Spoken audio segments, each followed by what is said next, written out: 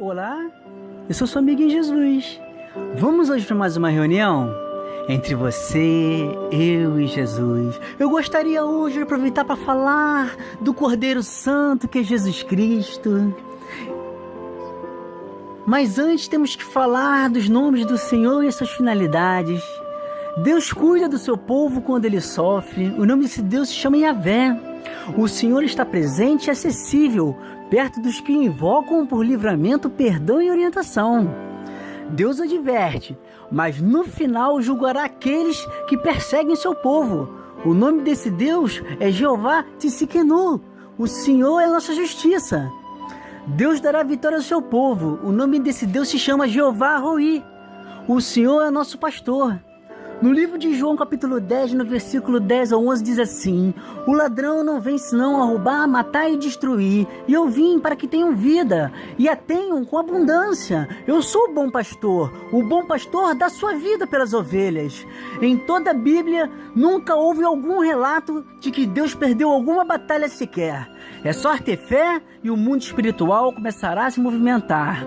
O fiel povo de Deus herdará o reino em sua totalidade. O nome desse Deus se chama Jeová Makdesh, o Senhor que santifica e nos torna santos. Será desta forma que poderemos herdar o reino dos céus. A apresentação do livro de Lucas. O propósito é relatar sobre o que Jesus passou e também explicar a história da salvação. A data está entre 60 e 63 depois de Cristo. As verdades fundamentais são: Jesus era o Messias de Israel. Jesus trouxe o reino de Deus. Jesus controlou conscientemente os acontecimentos em sua vida com o objetivo de cumprir o seu ministério e entregar a si mesmo como oferta pelos nossos pecados, por meio da crucificação. A salvação está disponível a todas as pessoas, inclusive para os menos privilegiados socialmente. Portanto, os cristãos devem receber e honrar todos aqueles que se entregam a Cristo. A oração é uma parte muito importante na vida de todos os cristãos. A primeira vinda do Messias. Em Lucas, no capítulo 2, do versículo 1 ao 7, diz assim: Naqueles dias, César Augusto publicou um decreto ordenando o recenseamento de todo o Império Romano. Este foi o primeiro recenseamento feito quando Quirino era governador da Síria. E todos iam para sua cidade natal para o alistamento. Assim, José foi da cidade de Nazaré, da Galiléia, para a Judéia, para Belém, cidade de Davi, porque pertencia à casa e à linhagem de Davi. Ele foi a fim de se alistar com Maria, que lhe estava prometida em casamento e esperava um filho. Enquanto estavam lá, chegou o tempo de nascer o bebê e ela deu luz ao seu primogênito. Envolveu-o em panos e o colocou numa manjedoura, porque não havia lugar para eles na hospedaria. O anúncio e a comemoração dos anjos celestiais. No livro de Lucas, no capítulo 12, do versículo 9 ao 11, diz assim: E o anjo do Senhor veio sobre eles, e a glória do Senhor os cercou de resplendor, e tiveram um grande temor. E o anjo disse para eles dois: Não temais, porque aqui vos trago novas de grande alegria, que será para todo o povo. Pois na cidade de Davi nasceu hoje o Salvador, que é Cristo, o Senhor. No livro de Lucas, no capítulo 2, do versículo 13 ao 14, diz assim: E no mesmo instante apareceu com o anjo uma multidão dos exércitos celestiais, louvando a Deus e dizendo: Glória a Deus nas alturas, paz na terra, boa vontade para com os homens. E no versículo 11, reforçando: Pois na cidade de Davi nasceu hoje o Salvador, que é Jesus Cristo o Senhor. No livro de Lucas, no capítulo 2, versículo 21, diz assim: Completando-se os 8 dias para a circuncisão do menino, foi-lhe posto o nome de Jesus, o qual lhe tinha sido dado pelo anjo antes de ele nascer. Em Mateus, no capítulo 1, versículo 20 ao 21, diz assim: Mas depois de ter pensado nisso, apareceu um anjo do Senhor em sonho e disse: José, filho de Davi, não tema receber Maria como sua esposa, pois o que nela foi gerado procede do Espírito Santo. Ela dará luz a um filho, e você deverá dar-lhe o nome de Jesus, porque ele salvará o seu povo dos seus pecados. A apresentação de Jesus no templo. No livro de Lucas, capítulo 2, versículo 22, diz assim: completando o tempo de purificação deles, de acordo com a lei de Moisés, José e Maria o levaram a Jerusalém para apresentá-lo ao Senhor. Fala dos 40 dias depois do nascimento de Jesus e 80 dias no caso de uma filha.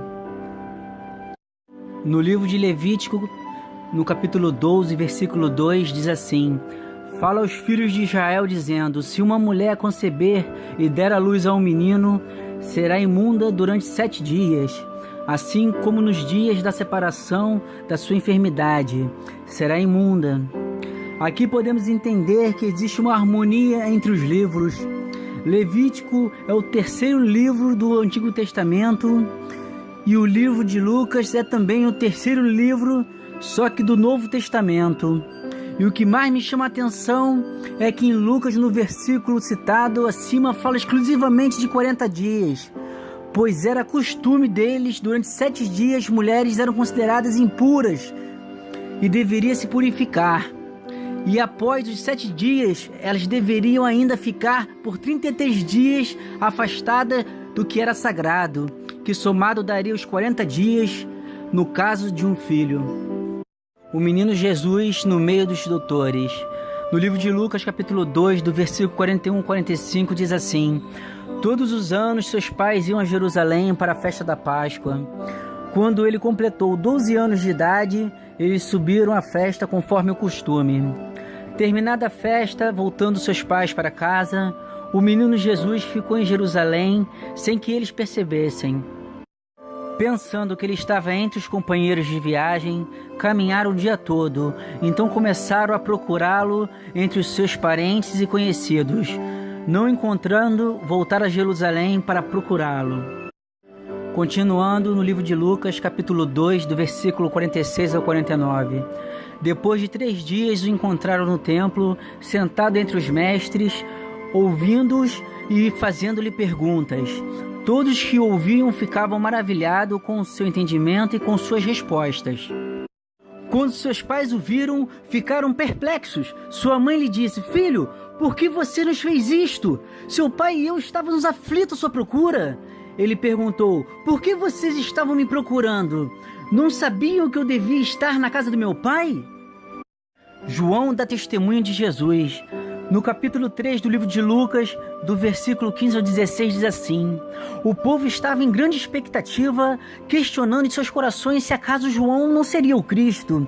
João respondeu a todos: eu os batizo com água, mas virá alguém mais poderoso do que eu, tanto que não sou digno nem de curvar-me e desamarrar as correias das suas sandálias. Ele os batizará com o Espírito Santo e com fogo. O batismo de Jesus. Em Lucas, no capítulo 3, do versículo 21 ao 22, diz assim: quando todo o povo estava sendo batizado, também Jesus foi. E quando ele estava orando, o céu se abriu e o Espírito Santo desceu sobre ele em forma corpórea como uma pomba. E então veio do céu uma voz: tu és o meu filho amado, em ti me agrado. O Espírito Santo é uma pessoa, a terceira pessoa da deidade, distinta do Pai e do Filho. A tentação de Jesus. No capítulo 4 do livro de Lucas, do versículo 1 ao 4, diz assim: Jesus, cheio do Espírito Santo, voltou do Jordão e foi levado pelo Espírito ao deserto, onde durante 40 dias foi tentado pelo diabo. Não comeu nada durante esses dias e ao fim deles teve fome. O diabo lhe disse: se você é o Filho de Deus, mande esta pedra que se transforme em pão.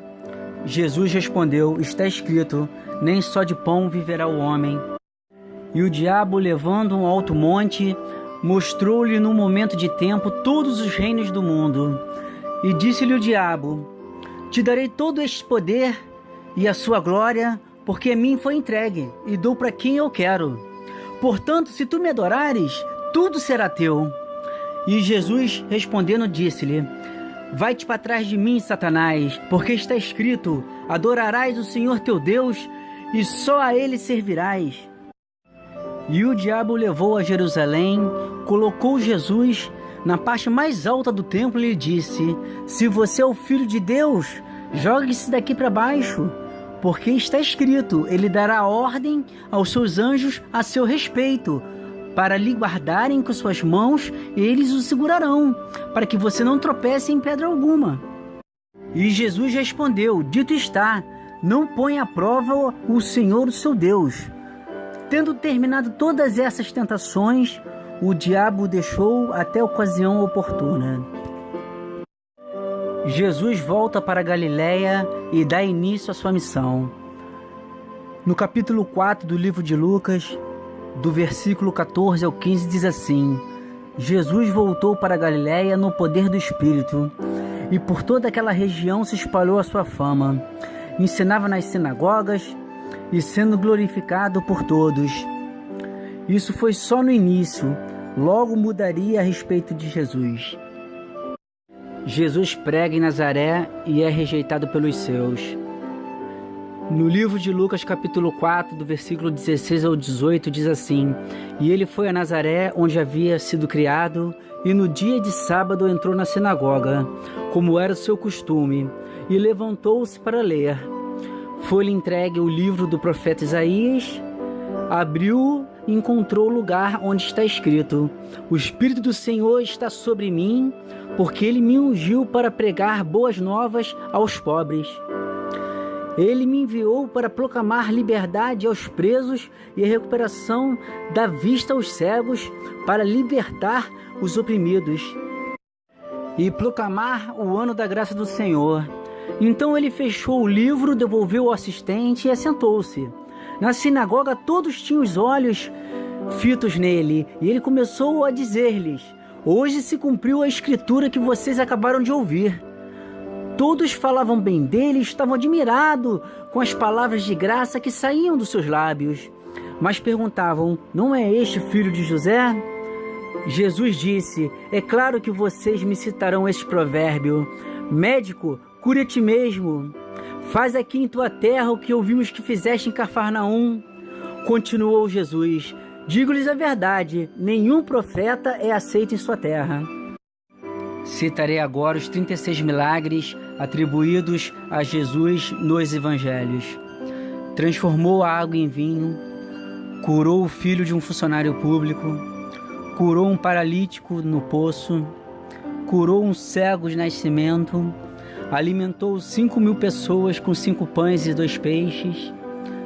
Jesus andou sobre as águas, ressuscitou Lázaro da morte, pescou 153 grandes peixes sem se molhar, expulsou um homem dominado por demônio, curou a sogra de Pedro, pescou peixes que enchiam 2 barcos, curou um leproso, curou um paralítico descido pelo telhado, curou o homem da mão aleijada, curou o empregado de um oficial romano, ressuscitou o filho da viúva, acalmou uma tempestade, curou o homem dominado por uma legião de demônios, curou a filha de Jairo, curou a mulher com hemorragia, a mulher do fluxo de sangue, curou um menino endemoniado, expulsou um demônio de mudes, curou a moça torta de 18 anos,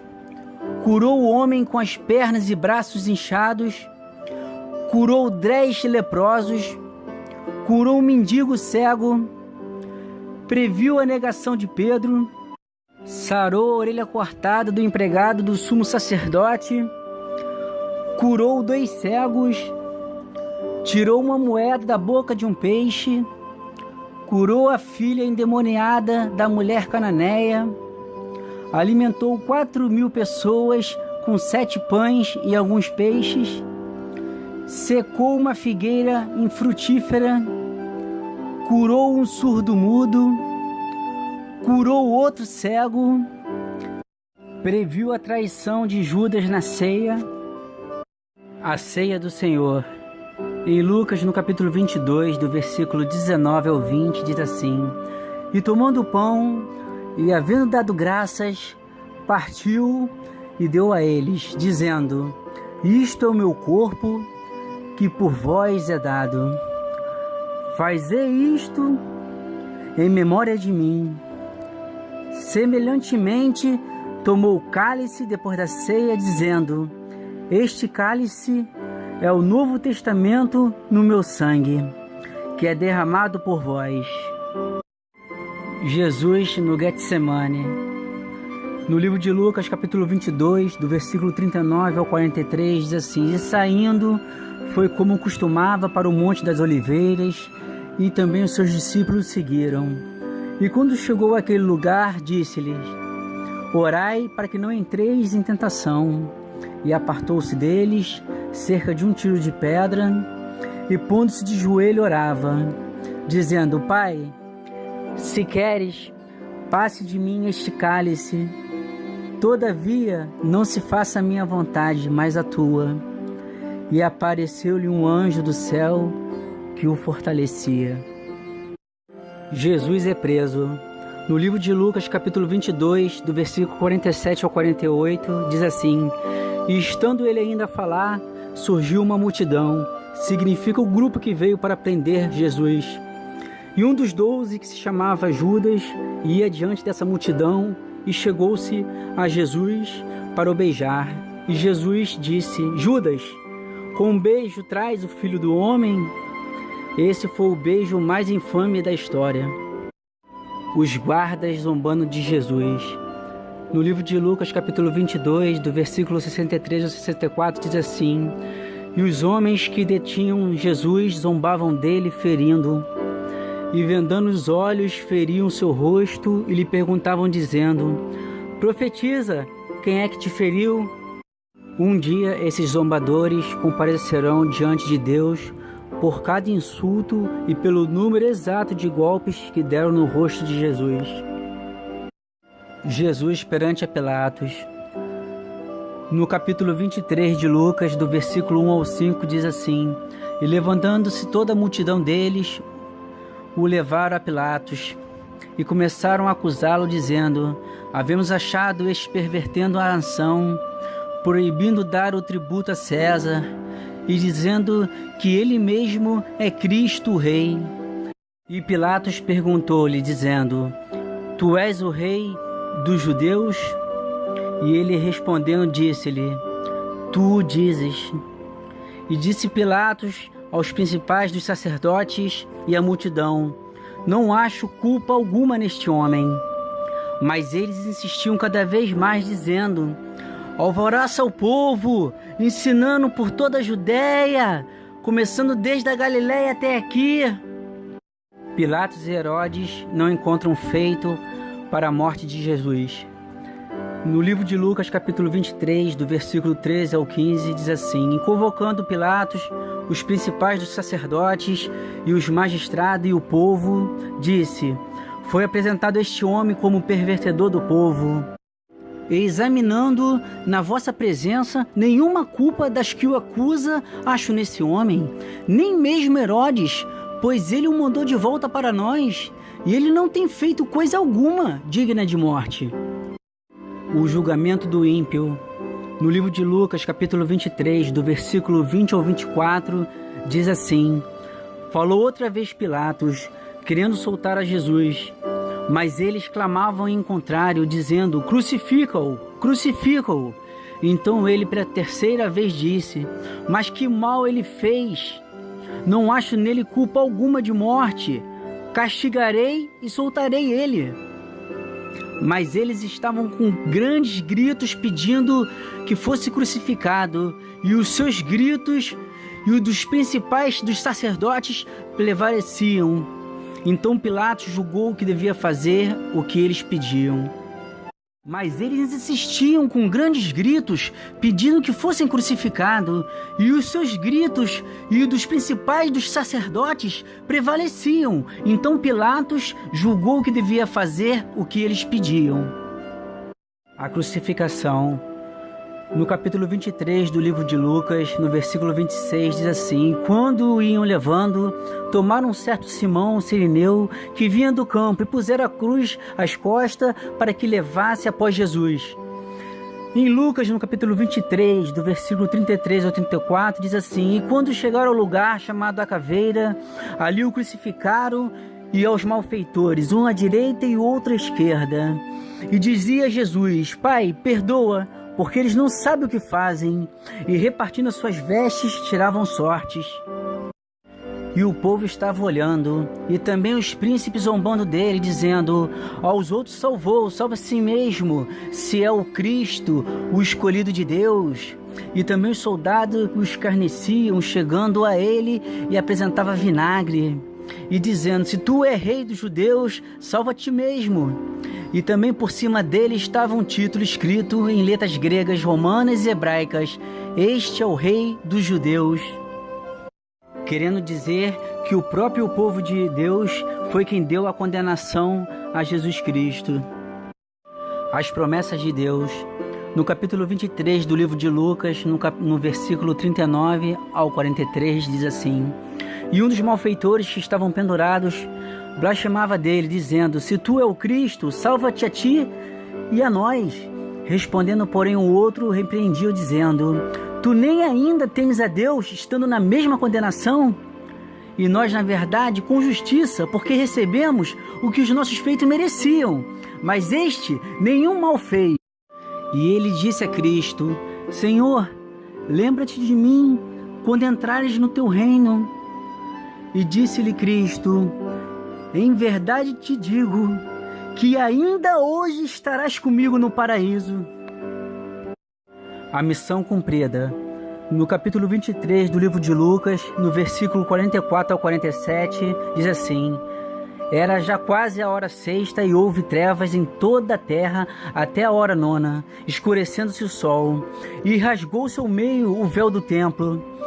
E clamando Jesus com grande voz, disse: Pai, nas tuas mãos entrego o meu espírito. E havendo dito isto, expirou. E o centurião, vendo o que tinha acontecido, deu glória a Deus, dizendo: na verdade, este homem era justo. A ressurreição. No capítulo 24 do livro de Lucas, do versículo 1 ao 3, diz assim: e no primeiro dia da semana, muito de madrugada, foram elas ao sepulcro, levando as especiarias que tinham preparado e algumas outras coisas com elas. E acharam a pedra removida do sepulcro. E entrando não acharam o corpo do Senhor Jesus. E aconteceu que, estando elas muito perplexas a esse respeito, eis que pararam junto delas 2 homens, com vestes resplandecentes. E estando elas muito atemorizadas, e abaixando o rosto para o chão, eles disseram: por que buscai o vivente entre os mortos? Não está aqui, mas ressuscitou.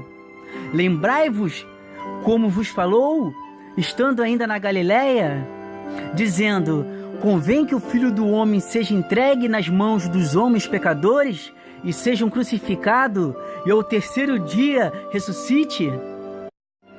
E falando os discípulos entre eles destas coisas, o mesmo Cristo se apresentou no meio deles e disse: a paz seja convosco. E eles, espantados e atemorizados, pensavam que viam algum espírito. E ele lhe disse: por que estão perturbados? E por que sobem tais pensamentos aos vossos corações? O Espírito Consolador. No livro de João, capítulo 14, do versículo 16 ao 17, diz assim: e eu rogarei ao Pai, e Ele vos dará outro Consolador, para que fique convosco para sempre. O Espírito de verdade que o mundo não pode receber, porque não o vê e nem o conhece. Mas vós o conheceis, porque habita convosco e estará em vós. No livro de João, capítulo 14, versículo 27, diz assim: deixo a paz, a minha paz vos dou. Não darei como o mundo a dá. Não se turbe o vosso coração e nem se atemorize. Aqui se fala da paz em meio à guerra, onde tudo vem contra e você consegue ainda sentir a paz. Um ponto de fé e esperança para a sua vida. No livro de Gálatas, no capítulo 5, do versículo 22 ao 24, diz assim: mas o fruto do Espírito é amor, gozo, paz, longanimidade, benignidade, bondade, fé, mansidão e temperança. Contra essas coisas não há lei. E os que estão de Cristo crucificaram a carne com suas paixões e desejos. Em 1 Coríntios, no capítulo 2, versículo 9, diz assim: mas como está escrito, as coisas que o olho não viu e o ouvido não ouviu e nem subiram ao coração do homem, são as que Deus preparou para os que o amam. A cruz e Cristo. Hoje só é possível obtermos respostas de Deus, até mesmo enfrentar tribulações, onde o medo foi gerado em nossos corações, quando depositamos toda a nossa fé em Cristo e no que Ele fez por nós na cruz, na qual, para nos justificar, Jesus pagou um alto preço com seu sangue carmesim, nos lavando de todos os nossos pecados. O nome desse Deus se chama Jeová Tsidkenu, o Senhor é nossa justiça. E Cristo, que é a fonte de onde obtemos o perdão das feridas de nossas almas e restauração por completa de todas as áreas de nossas vidas para os corações verdadeiramente arrependidos. O nome desse Deus é Yahvé. O Deus está presente, acessível, perto dos que invocam por livramento, perdão e orientação. A importância do ID. No livro de Marcos, capítulo 16, versículo 15 ao 16, e Jesus disse: ide por todo o mundo e pregai o evangelho a toda criatura. Quem crê e for batizado será salvo, mas quem não crê será condenado. Neste capítulo, em 2 Timóteo, Paulo encoraja aos cristãos sobre a oportunidade de pregar em qualquer ocasião, ou seja, oportuna ou inoportuna. Em 2 Timóteo, no capítulo 4, versículo 2, diz assim: pregue a palavra, esteja preparado a tempo e fora de tempo. Repreenda, corrija, exorte com toda paciência e doutrina. Entendimento eclesiástico para que a nossa fé não morra. Apesar de muitas das vezes no templo praticarmos o ato da boa vizinhança e querermos agradar ao pastor ou ao padre, outro tipo de liderança, temos que ter a convicção de que o cordão umbilical deve estar somente ligado na cruz e no que Jesus fez nela por nós. Muitos cristãos se perderam no meio da caminhada por causas que certamente Deus não foi e nunca será culpado. As pessoas se baseiam nos pecados do homem que já tem a sua tendência pecaminosa e praticam seus pecados ocultos, onde Deus não coabita em meio desta situação. Igreja é um lugar de vários degraus, onde cada um com sua fé e sua obediência ao Senhor se mantém no caminho da fé e da salvação, e avançam degrau por degrau ao chegar ao ponto do Espírito Santo nos purificar e nos santificar. Então não devemos nos decepcionar e nem permitir que isto nos afaste do amor de Cristo. Antes de orar, primeiro eu quero te convidar a fazer um voto de fé em 4 etapas e veremos como Deus nos ama e é misericordioso. Na primeira etapa, devemos sempre confiar em Deus no que fará ou no que pode fazer. Isso se chama fé e é através dela que poderemos ser salvos. No livro de Mateus, capítulo 26, versículo 41, diz assim: vigiai e orai, para que não entreis em tentação. Na verdade, o espírito está pronto, mas a carne é fraca. Então devemos diariamente ler a palavra de Deus, pois é através dela que alimentaremos a nossa fé. A segunda etapa, nós temos que ter a ciência que o nosso Deus é extremamente ciumento, não pode haver idolatria, e ela pode acontecer de várias formas diferentes. Pelo simples fato de ficarmos o dia inteiro em redes sociais e não sabermos administrar o tempo para Deus, é um exemplo entre outros de idolatria. Na terceira etapa, devemos aceitar a conversão, onde o velho homem morrerá e nasceremos como filhos de Deus através do batismo. E o nosso nome estará escrito no livro da vida, de onde prestaremos contas no dia do juízo final. Então agora, o pecado não habita mais em nós, e sim o Espírito Santo. E já sabendo que temos a tendência à natureza pecaminosa, devemos ir para o joelho dobrado e pedir perdão ao Senhor. Sabemos que no início pode parecer difícil, mas ao perseverar e começarmos a ter experiência com Deus, te garanto que nunca mais nos afastaremos do caminho do Senhor. A quarta etapa é a importância de jejuar. ela pode ser de diversas formas diferentes. Não apenas ficar um dia sem comer, porque entendemos que muitas pessoas, por questões de saúde, não podem assumir esse tipo de compromisso. Mas podemos, por exemplo, ficar sem acessar redes sociais, deixar de fazer algo que gostamos de fazer. Isso também é uma forma de jejuar. O porquê de jejuar? No livro de Marcos, no capítulo 9, do versículo 25 ao 29, quando Jesus viu que uma multidão estava se ajuntando, repreendeu o espírito imundo, dizendo: espírito mudo e surdo, eu ordeno que o deixe, nunca mais entre nele. O espírito gritou, agitou violentamente e saiu. O menino ficou como morto, a ponto de muitos dizerem: ele morreu. Mas Jesus pegou-o pela mão, o levantou e ele ficou em pé. Depois de Cristo ter entrado em casa, seus discípulos lhe perguntaram em particular: por que não conseguimos expulsá-lo? Ele respondeu: essa espécie só sai pela oração e pelo jejum. Quero agora orar pela tua vida. Abaixe sua cabeça, feche seus olhos e coloque sua mão no coração. Se entregue agora totalmente a Jesus. Se entregue agora ao Senhor. Pai querido, Pai eterno, Pai amado, é na tua santa presença, Senhor, que eu te apresento essas pessoas que hoje ouviram a tua palavra, meu Pai. Sabemos que tua palavra nunca volta vazia, Senhor. E eu perante o Senhor, quem impedirá?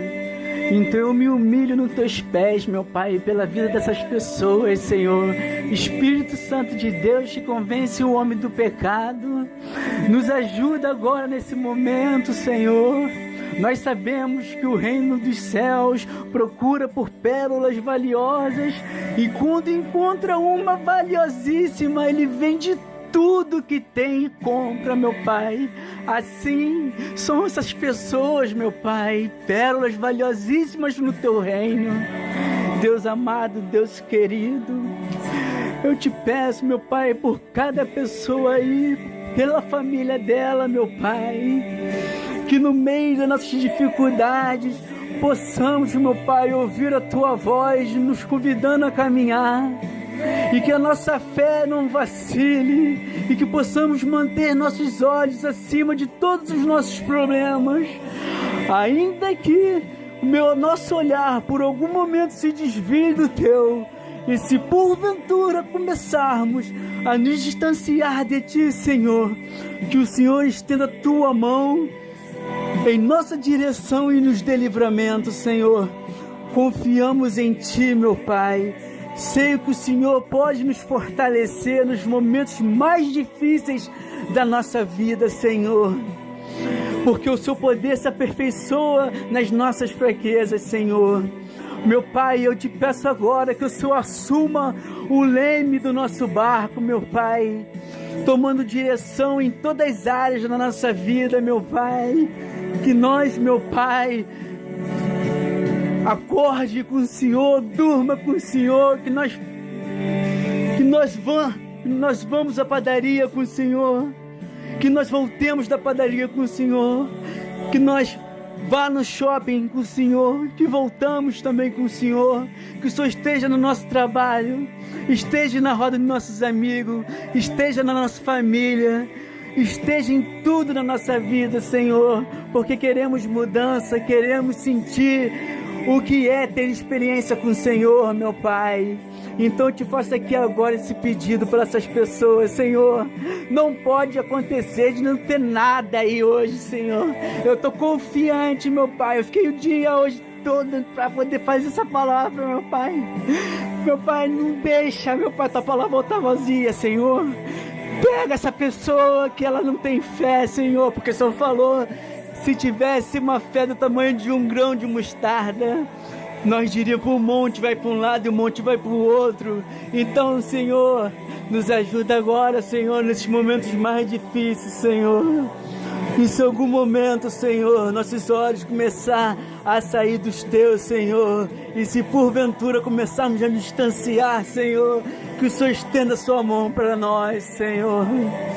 Leva-nos a um nível mais profundo de intimidade, nos torne mais sensível ao teu espírito, mais atento ao teu chamado, Senhor. Que nós possamos escutar de forma clara a sua voz nos chamando, Senhor. Que o Senhor seja o nosso Deus eterno, meu Pai, e que possamos nos encontrar naquele grande dia, meu Pai, todos no céu. Aleluia, glória a Deus. Assim agradeço no nome de Jesus, amém.